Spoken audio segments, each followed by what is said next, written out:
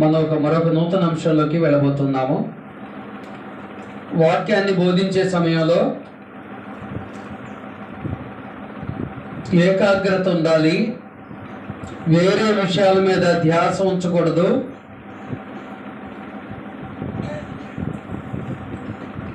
విన్నటువంటి వాక్య ప్రకారము మన జీవితాలను దిద్దుకోగలుగుతున్నామా లేదనేది ఆత్మ పరిశీలన చేసుకుంటూ ముందుకు వెళ్ళాలి. ఆత్మ పరిశీలన చేసుకుంటూ ముందుకు వెళ్ళాలి.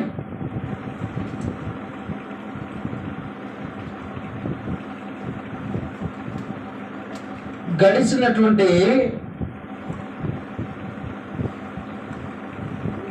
79 మాసాలుగా దేవుడు మనకు అప్పగించిన బాధ్యతను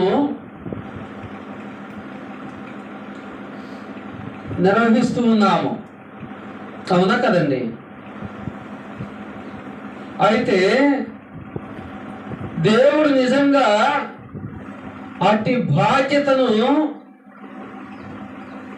ఆయనను అనుసరించే వారికి ఆయన తెలియజేశాడా? అటు బాధ్యతను నిర్వర్తించాలని ఆయనను అనుసరించే వారికి ఆయన తెలియజేశాడా?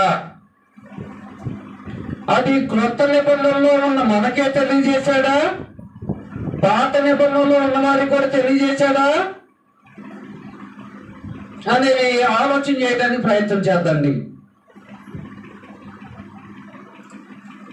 బీదలకు ఆవశ్యకముగా నీ చెయ్యి చాపవలెను. బీదలకు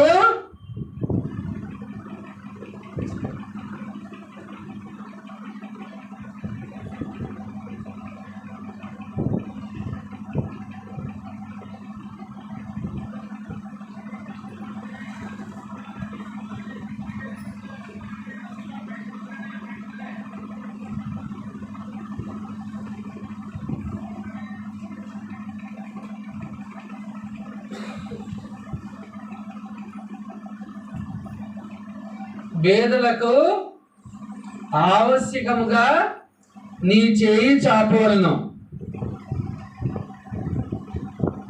ఏ కాలంలో దేవుడి యొక్క నిబంధనలను ఈ యొక్క ఆజ్ఞను ఇచ్చాడు తెలుసా మీకు?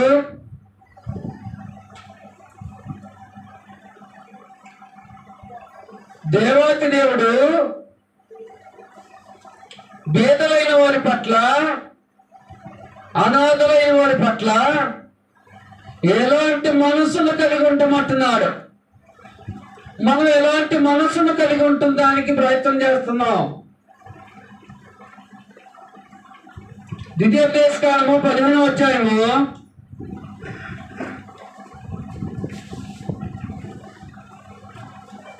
15వ అధ్యాయము గుడ్డివాడు ఎవరైనా ఉంటే బైబిల్ చూడనవసరం అవసరం లేదండి. ఎట్టా కళ్ళు కనిపించవు కాబట్టి చూడనవసరం లేదు. ద్వితీయోపదేశకాండము 15వ అధ్యాయము 11వ వచనము.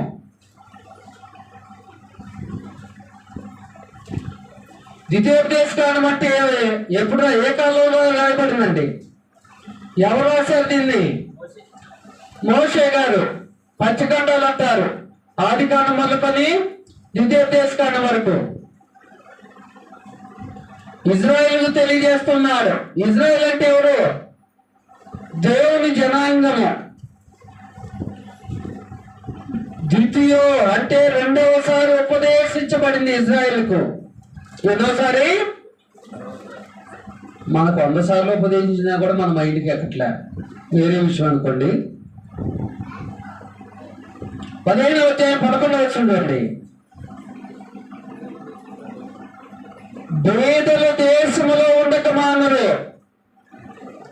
ఎవరు? బేదల దేశములో ఉండక మానరు. అందుచేత నేను నీ దేశములోనున్న నీ సహోదరులకు, దీనులకును, బేదలకును ఆవశ్యకముగా నీ చెయ్యి చాపవలెను. ఆవశ్యకముగా అనగా అర్థమైందండి. ఆవశ్యకముగా అనగా అర్థం ఏంటి? ఎవరికైనా తెలుసా?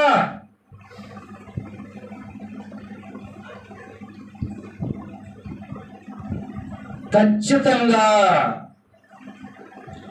ఖచ్చితంగా నీ చెయ్యి చాపవలెను. బేదలకును ఖచ్చితంగా నీ చెయ్యి చాపవలెను.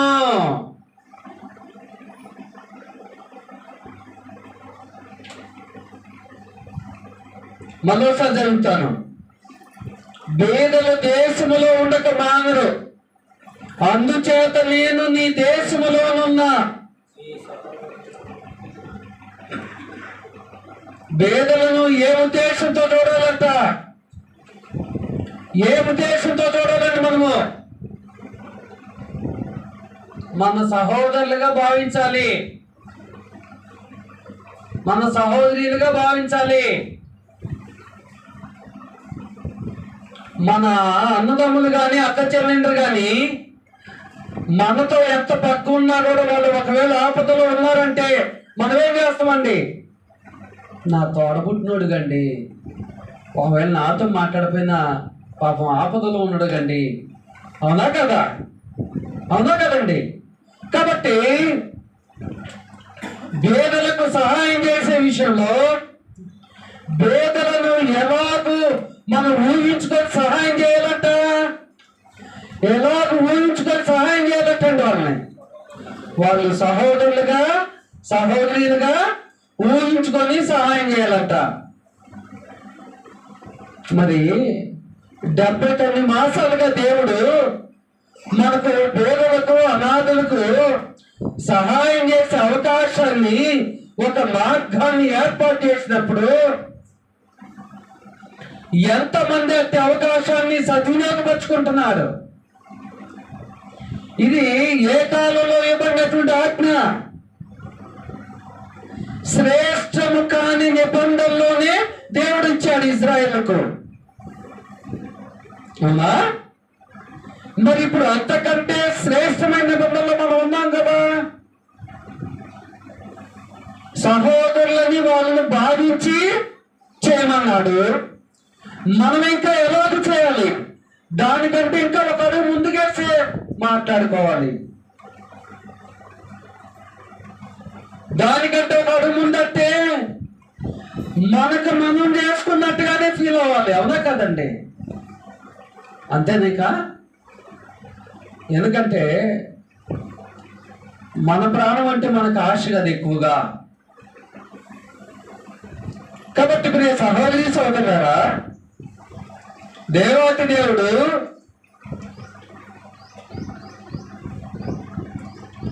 దేశంలో ఉండక మానవ పేదలు ఖచ్చితంగా.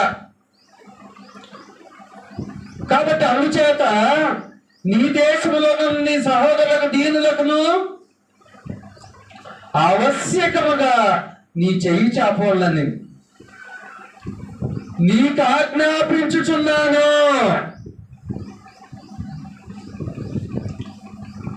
ఆజ్ఞాపించుచున్నాడంట. ఆజ్ఞానగా ఏంటిదండి? ఆజ్ఞానగా ఏంటిది? మనకి ఇష్టం ఉన్నా లేకపోయినా చేయాల్సిందే.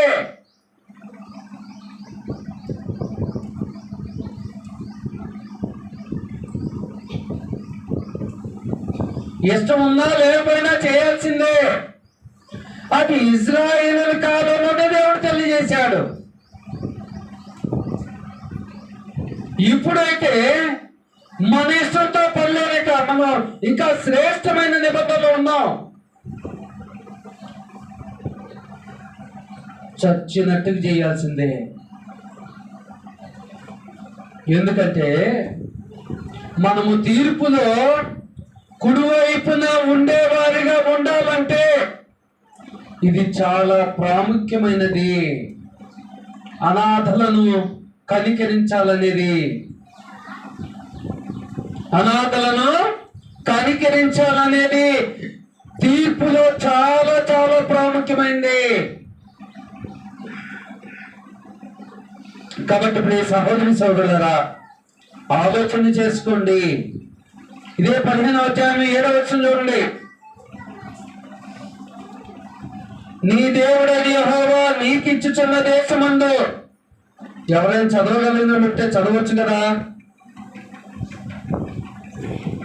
నీ దేవుడైన యెహోవా నీకిచ్చుచున్న నీ పురములలో ఎక్కడైనను, నీ పురములలో అంటే ఏమంటే నేను మెయిన్ రోడ్డు మీద అయితే వాళ్ళు కనిపిస్తే ఇస్తా గాని సందుగొందులో అయితే తిరగనండి అంటారా?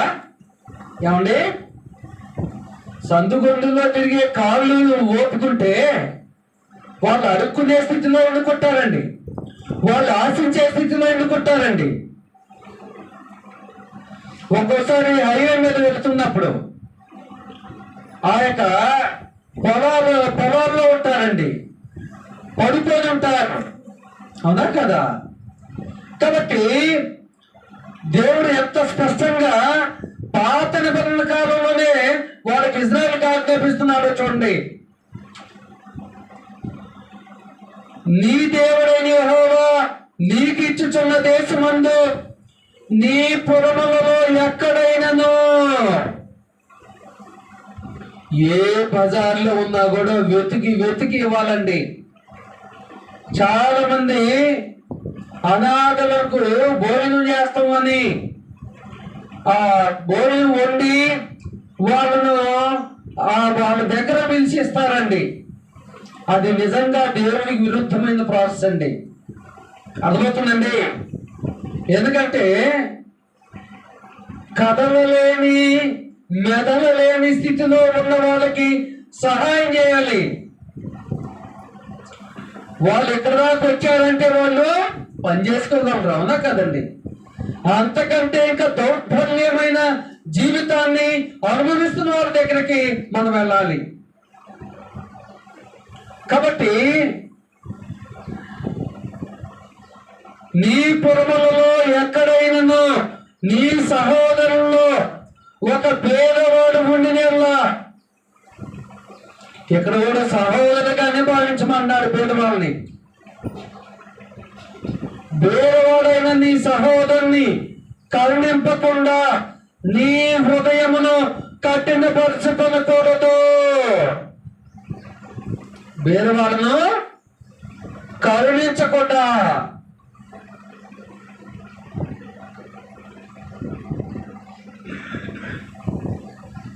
కరుణించాలంటే ఏం చేయాలండి? కరుణించాలంటే, పేదలను కరుణించాలంటే ఏం చేయాలి? నేను సంపాదించే ధనాన్ని కొద్దిగా కేటాయించాలి, అవునా? నా సమయాన్ని కేటాయించాలి, నా ఉద్యోగాన్ని పక్కన పెట్టుకోవాలి, వ్యాపారాన్ని పక్కన పెట్టుకోవాలి, చిట్ట చివరిగా నా ప్రాణాన్ని సహితము తృణీకరించుకోవాలి. వాస్తవం కాదండి. ఏమంటే మరి ఎవరైనా ప్రాణాన్ని సైతం లెక్క చేయకుండా అనాథలు చేయాలంటే ఖచ్చితంగా చేయాల్సిందే. ఎందుకంటే చేసే స్థితినిచ్చేది దేవుడు నీకు, అవునా? ఇవన్నీ ఎవరిస్తే నువ్వు పొందుకుంటున్నావు? ఇది కూడా ఎవరిస్తే నువ్వు పొందుకున్నావు? ఎవరిచ్చారండి? చాలా మంది చెప్తా ఉంటారు, నేను ఎటువంటి పరిస్థితిలో పుట్టానో తెలుసా మీకు? మా తల్లిదండ్రులు ఎంత క్లిష్టమైన పరిస్థితుల్లో నన్ను పెంచారో తెలుసా? ఇవన్నీ నథింగ్ అండి, అవసరం లేదండి. ఇవన్నీ నథింగ్ అండి. ఇవన్నీ ఇచ్చింది దేవుడు అండి. మరి దేవుడు తాను సృజించినట్టు ఆ యొక్క భేదల కొరకు ఇవన్నిటిని మనం కరుణించాలంటండి. కరుణించాలని ఆజ్ఞ ఇచ్చినప్పుడు సాకులు చెప్పకూడదండి. ఏం చెప్పకూడదు? మనమైతే ఏం సాకులు చెబుతామండి? నైట్ మొత్తం కరెంట్ లేదు, రాత్రి పడుకునేసరికి 3 గంటలైంది, లేచేసరికి 10 గంటలైందని చెబుతామండి. మనమైతే స్నానం చేయటానికి వాటర్ రాలేదని చెబుతామండి. ఇక కారణాలు చెప్పాలంటే బోర్డే సరిపోదండి, అన్ని కారణాలు చెప్తా ఉంటారండి ఫోన్లో. కానీ దేవుడు తెలియజేసే విషయం ఏంటంటే తన ప్రాణాన్ని కూడా లెక్క చేయకూడదు. ఎందుకంటే మన కోసం కాకపోయినా మన ఆత్మ కొరకైనా చేయాలండి ఈ పని. శ్రేష్టము కాని నిబంధనలోనే, ఏ నిబంధనలో? శ్రేష్టము కాని నిబంధనలోనే ఇజ్రాయేలు దేవుడు ఆజ్ఞాపించాడండి. ఇప్పటివరకు మనం గమనించిన లేఖనాలు మనకు చెప్పండి కాదండి, మనకంటే ముందున్న ఇజ్రాయేలు ప్రజలను ఉద్దేశించి చెప్పాడు దేవుడు.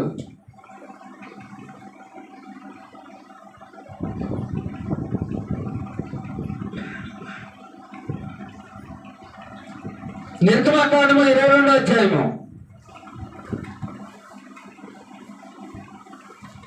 పితరుల కాలంలో కూడా చెప్పాడండి దేవుడు. పితరుల కాలంలో కూడా చెప్పాడు. 22వ అధ్యాయం 22 నుంచి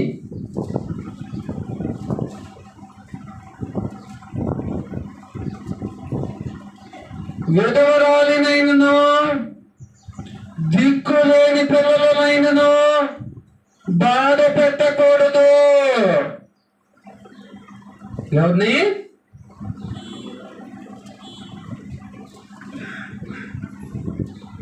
విధవరాలినైనను దిక్కులేని పిల్లలనైనా బాధ పెట్టకూడదు. నేను ఇప్పుడు బాధ పెడుతున్నానండి అంటారా? ఏమండి, నా మానాన్ని నేను బ్రతుకుతున్నాను, నా ఉద్యోగ వ్యాపారాలు నేను చేసుకుంటున్నాను, వాళ్ళని ఎప్పుడు నేను బాధపడుతున్నాను అని అంటే, నీ ద్వారా వాళ్ళకి ఎంతైతే సహాయం అందాలని పరలోకమందున్న తండ్రి సంకల్పించాడో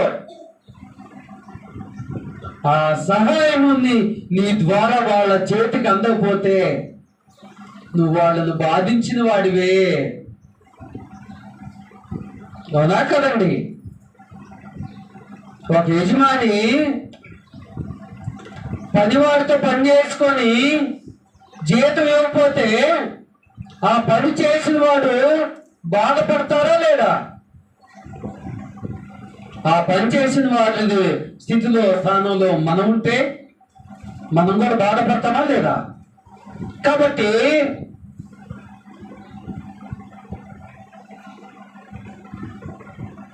విధవరాలినైనను దిక్కులేని పిల్లలైనా వారు 23వ వచనం నుండి వారు నీ చేత ఏ విధముగానైనను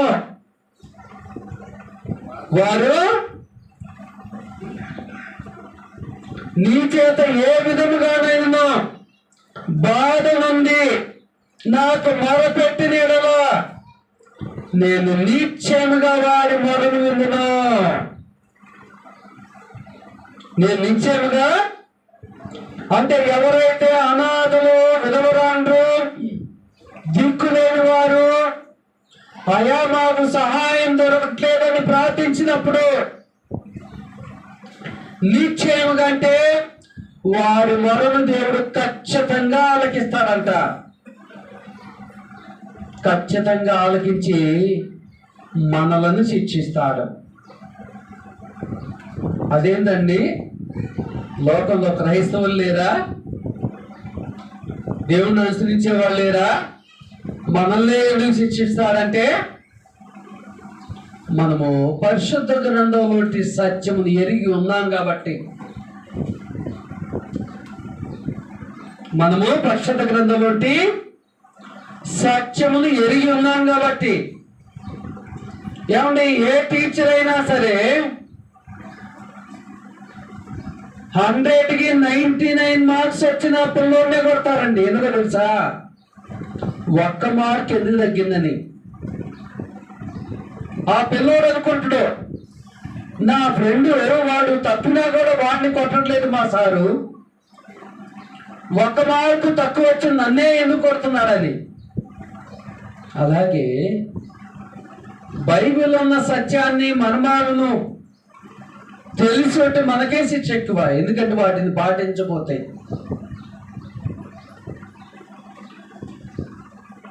అటైతే తెలుసుకోకుండా ఉంటా ఉంటారా? ఏమండి, తెలుసుకోకుండా ఉంటే మంచిది అంటారా? కాదండి. ఎందుకంటే దేవుడు తెలుసుకోవాలని మనకు ఆయన జ్ఞానాన్ని తెలిపినప్పుడు మనం ఖచ్చితంగా ఆయన జ్ఞానం ప్రకారం నడుచుకోవాలి. కాబట్టి వారు కనుక ఆయనకు మొరపెట్టినప్పుడు ఆయన మనలను శిక్షిస్తాడు.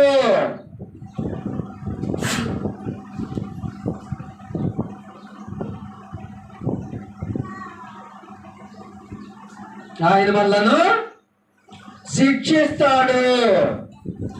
ఆ శిక్ష మన మీదకు రాకమునిపే పేదల పట్ల మనం ప్రేమను చూపాలి, పేదలను కరుణించాలి.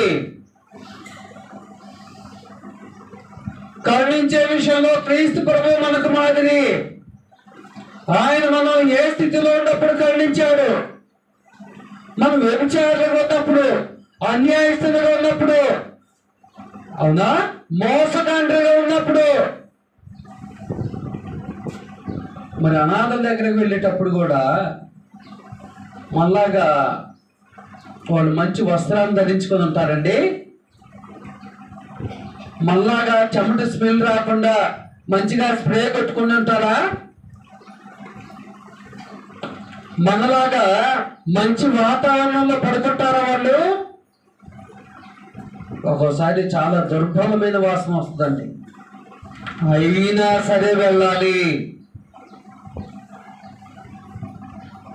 ఏమో భవిష్యత్తులో మనకు కూడా ఆ గతి రావచ్చేమో. కాబట్టి మనము మన ద్వారా ఎంతమందికి అయితే సహాయం అందాలని దేవుడు నిశ్చయించాడో, సంకల్పించాడో, వాడి వద్దకు ఖచ్చితంగా మనం సహాయం చేయాలండి. వాడి వద్దకు మన ద్వారా సహాయం వెళ్ళాలని దేవుడు తెలియజేస్తున్నాడు. లేవియా కాండము 25వ అధ్యాయము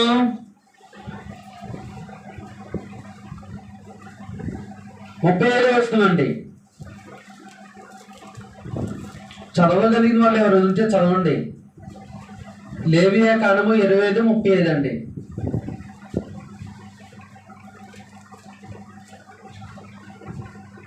లేవియా కాండం ఏడుంది అడగండి, ఏడుందని అడగండి. నిర్గమాకాండం తర్వాత లేవియా కాండం ఏనండి. 25:35 అండి.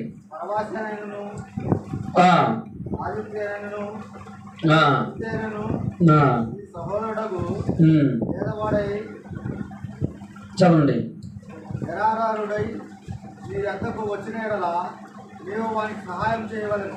చాలండి. పరవాసి అయినను అంటే అనాథలు అనేవాళ్ళు లోకలలో అయితేనే నేను చేస్తానంటాను లేదండి. అర్థమవుతుందా? అంటే మనం ఎవరికైనా ధన సహాయం చేసేటప్పుడు ఏమైనా ఆలోచిస్తామండి, ఈ వ్యక్తి నాకు తెలుసా, వీడు మనోడేనా అని ఆలోచన చేస్తాం. కానీ అనాథల విషయంలో మనం అలాగ ఉండకూడదు. పరవాసి అయినను అతిథి అయినను, అతిథైన పర్లేదు, నీ సహోదరుడు బేరవాడై నిరాధారుడై. నిరాధారుడంటే అన్నీ కోల్పోయిన వాడై,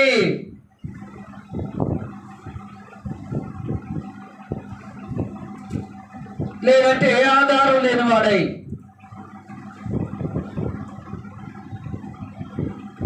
చాలా మంది కావాలని ఎవరు అనాథలు కారండి. ఈ 79 మాసాల్లో చాలా మంది వ్యక్తుల జీవితాలను పరిశీలన చేసినప్పుడు 90% కుటుంబ సభ్యుల వల్ల అనాథలైన వాళ్ళు ఉన్నారండి. కుటుంబ సభ్యుల ప్రవర్తన వల్ల అనాథలైన వాళ్ళు ఉన్నారు 90%.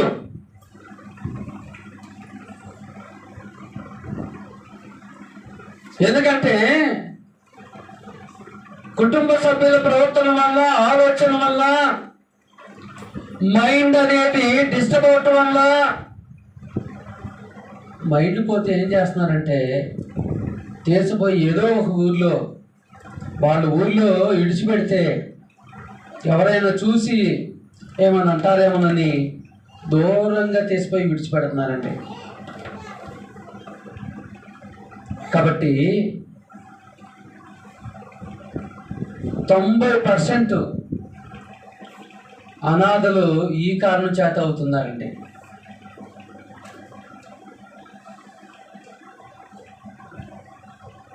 మొన్న ఒక 2 మాసాల క్రితం అనాథల భోజన కార్యక్రమం అనాథలు పంచడానికి బైక్ మీద వెళ్తుంటే నాతో పాటు ఇంకో 2 సహోదరులు ఉన్నారు బైక్ మీద. ఆ బైక్ డ్రైవ్ చేసే సహోదరుడు చెప్తున్నాడు, అయ్యగారు నాకు తెలిసిన కుటుంబం ఉంది, ఆ భర్త సుతారు మేస్త్రిగా చేశాడు, తనకి పక్షవాతం వచ్చింది, ఇప్పుడు భార్య హేళన చేస్తుంది నీకెందుకు అన్నం పెట్టాలని. నిజంగా అప్పటి వరకు తను సంపాదించిన సంపాదన ఏమైందండి, ఎటుపోయిందండి. మళ్ళీ వాళ్ళు చర్చికి వెళ్ళలేదంట. ఎంత దౌర్భాగ్యమైన పరిస్థితి అంటే.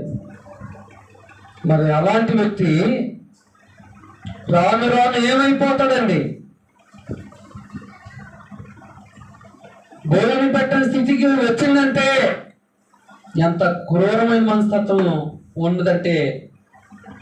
అంటే అన్ని అవయవాలన్నీ బాగుంటేనే చాలా మంది అట్లే ఉన్నారండి. కాబట్టి చాలా మందిని ఏదో భోజనం పెట్టించి వెంటనే తిరిగి రావండి. కొన్ని సందర్భాల్లో వాళ్ళు అసలు ఎందుకు వాళ్ళకి ఈ పరిస్థితి వచ్చిందో మాట్లాడే అవకాశం ఉన్నప్పుడు ఖచ్చితంగా మాట్లాడతామండి. నేను చాలా మందితో మాట్లాడాను. చాలా మంది జీవితాలు కేవలం వాళ్ళ కుటుంబ సభ్యుల వల్లే ఆ స్థితిలోకి వాళ్ళు చేర్చబడ్డారు. కాబట్టి మరి దేవుని పిల్లరా,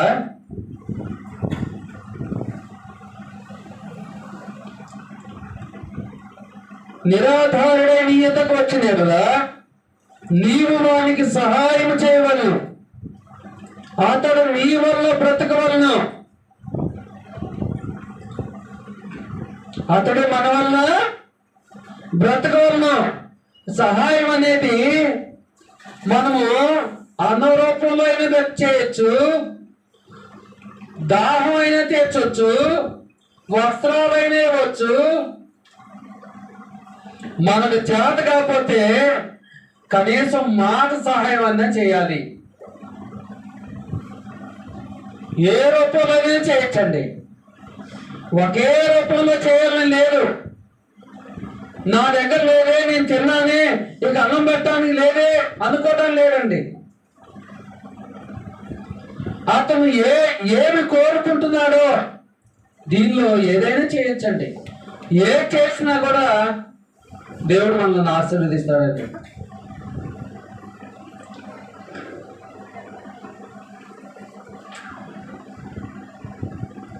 ఒకవేళ ఆ సమయంలో మనము అతను అర్హత కలిగి ఉండి వీటిని మనం అందించకపోతే మనం శిక్షకు అర్హులుగా ఉంటామండి. దేవుడు వేసే శిక్షకు పాత్రులుగా ఉంటాం. యోబు గ్రంథము 36వ అధ్యాయము, యోబు గ్రంథము 36వ అధ్యాయము కీర్తన కంటే ముందు ఉంటుందండి. 16వ వచనం నుంచి చదవండి.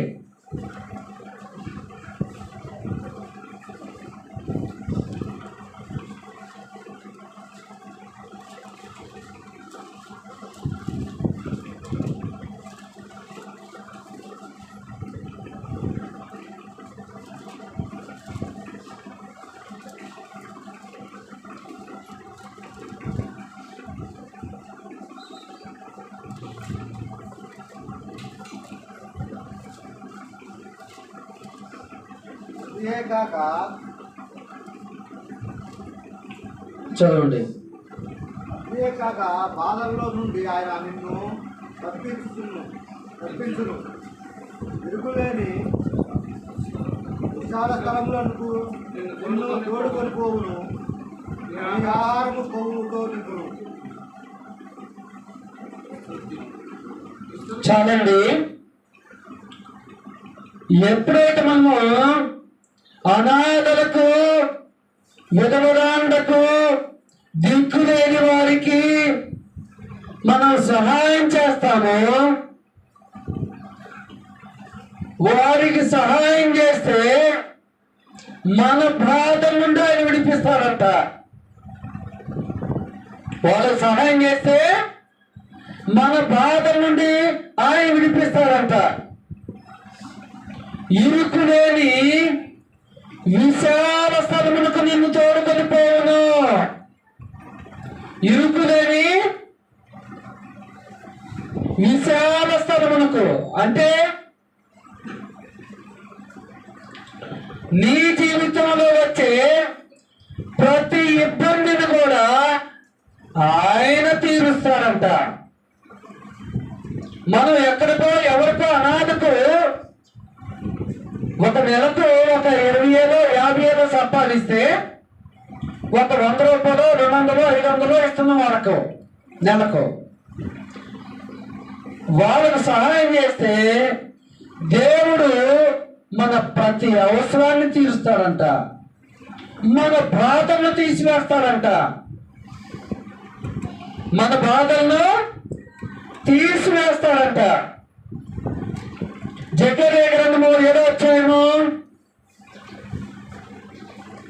జకర్యా గ్రంథము 7వ అధ్యాయము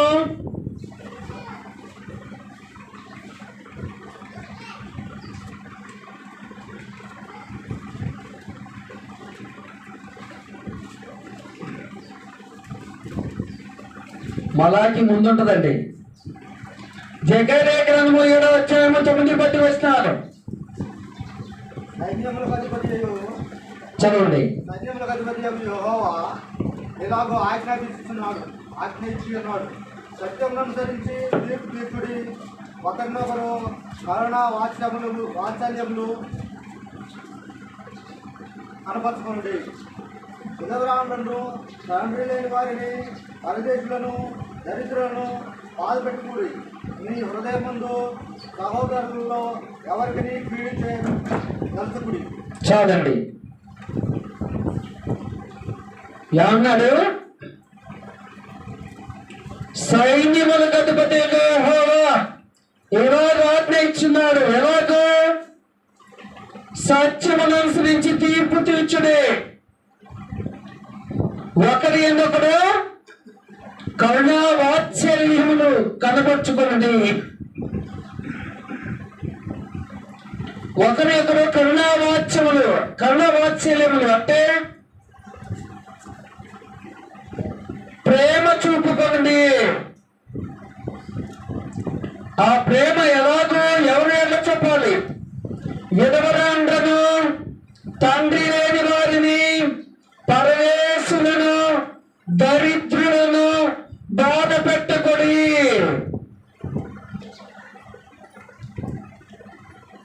నీ హృదయమందు సహోదరులు ఎవరికి నీ కీడు చేయదలుచుకుని. అనాథలకు సహాయం చేయకపోయినా కూడా వాళ్ళకు కీడు చేసిన వారం అవుతామంట.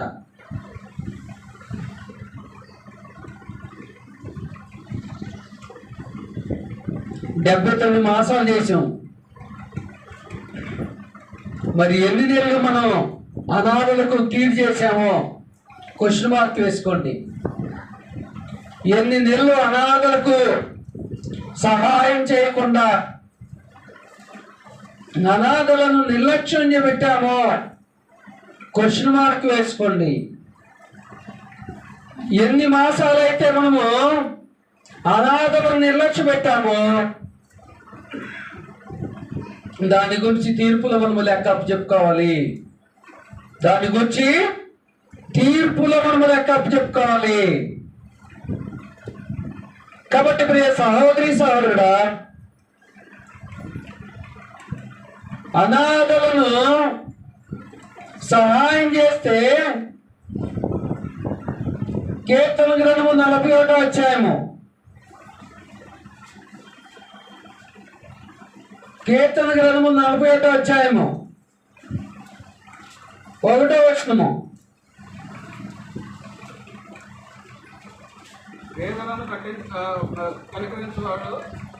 పేదలను కటాక్షించువాడు ధన్యుడు. ఆపత్కాలమందు యెహోవా వారిని తప్పించును. ఏ కాలమందు? ఆపత్కాలమందు. అంటే నాకు అర్థం కాదు. ఆపత్కాలం అంటే మనకి ఎటువంటి శ్రమలు వచ్చినా, బాధలు వచ్చినా, కష్టాలు వచ్చినా, నష్టాలు వచ్చినా ఎవరు తప్పించేది? యెహోవా. వారిని కాపాడి బ్రతికించును. భూమి మీద కాపాడటం మాత్రమే కాక ఇంకా భూమి మీద ధన్యుడు. పేదలను కటాక్షించువాడు ధన్యుడు. ఎవరు ధన్యుడు అంటే, ధన్యుడు అనగా అర్థమైందండి, సమస్తాన్ని పొందుకుంటాడు, సమస్త మేలులను పొందుకుంటాడు. ఎటువంటి టైంలో? ఆపత్కాలంలో కూడా. ఆపత్కాలంలో కూడా సమస్త మేలులను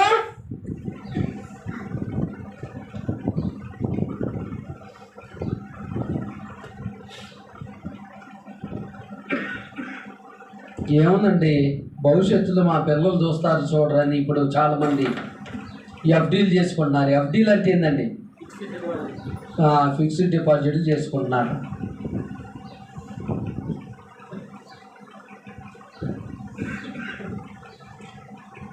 ఎఫ్డీలు చేసుకున్నా కూడా పిల్లలకు తెలియకుండా చాలా మంది ఆ ధనాన్ని తీసుకెళ్తున్నారండి. అవకాశం ఉందా? లేదండి. దొంగ సర్టిఫికేట్లు పుట్టట్లేదండి. మొన్న గృహానికి వచ్చి చెప్తున్నారు, ఎఫ్డీ చేసుకున్నా కూడా కుమారులు ఎత్తుకుపోయారంట ధనాన్ని. అంటే ఒకవేళ ఎఫ్డీ చేసినా కూడా మన కుమారులు కుమార్తెలు ఎత్తుకుపోయే అవకాశం ఉంది. అనాథలకు సహాయం చేసి ఉంటే వాళ్ళ దగ్గర నుంచి ఎత్తుకుపోయే అవకాశం ఉంటుందండి. అసలు ఎత్తుకుపోయే అవకాశాన్ని దేవుడు ఇస్తాడండి. అనాథలకు సహాయం చేస్తే దేవుడు కదండి ఆదుకుంటానండి. ఆయన నమ్మదగిన వాడా, మనలాగా మోసగాడా? మనమేమంటామండి, నీకెందుకు రేపు నేను ఖచ్చితంగా ఈ పనికి వస్తా బ్రదర్ అంటాం.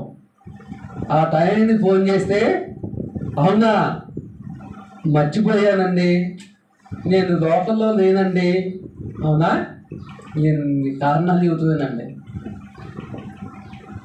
అదే యెహోవా అయితే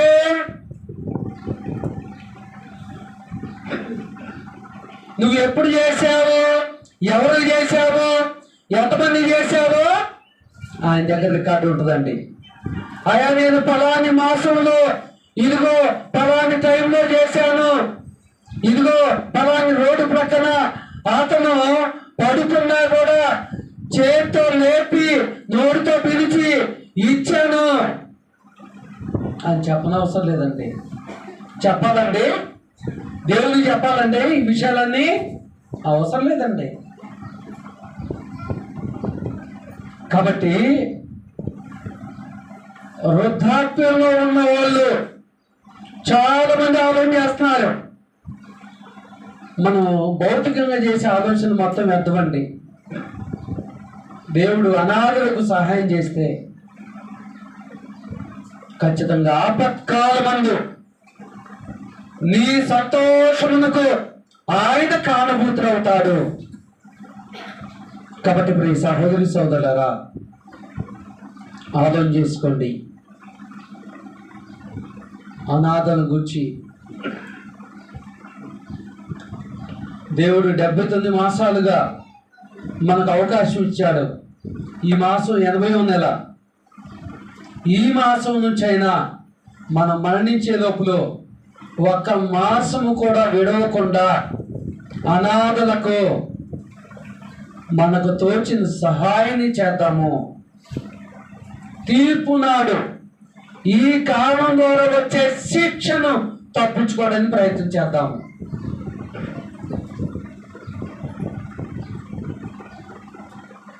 కాబట్టి ప్రియ దేవుని పిల్లరా, ఈరోజు మనం గమనించిన అంశం ఏంటిది? పేదలకు ఆవశ్యకముగా అంటే ఖచ్చితంగా అంటే ఈ శరీరంలో ప్రాణం ఉంటే అనాథకు సహాయం చేయాలి.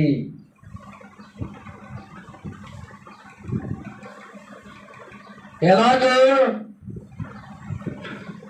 మనకి ఎంత బాగోపోతే మన భార్యను పంపిస్తాం పెళ్లికో, రకరకాల ఫంక్షన్లకి, లేదంటే మన కుటుంబ సభ్యులను పురుగొట్టుతాం. మరి మనకి ఎంత బాగోని పక్షంలో మన కుమారులు కానీ మన బంధువులు కానీ ఇదిగో అనాథల భోజన కార్యక్రమం జరుగుతుంది, నువ్వన్న పాల్గొనని ప్రోత్సహించే మనసు నీకుందా? మన చుట్టుప్రక్కల వారిని ప్రోత్సహించే మనసు నీకుందా? మన తోటి సహ ఉద్యోగుల్ని ప్రోత్సహించే మనసు నీకుందా? ఆలోచన చేసుకో ప్రియ సహోదరి సోదరుడా. నీవైతే ఒకటే గుర్తుపెట్టుకోవాలి, ప్రతి మాసము దేవుడు నీకు ఎంత స్థితిని స్తోమతనైతే ఇస్తున్నాడు, ఆ స్తోమతను బట్టి నువ్వు అనాథలకు సహాయం చేయకుండా దాచుకుంటే అది శాపగ్రస్తమవుతుంది. నీకు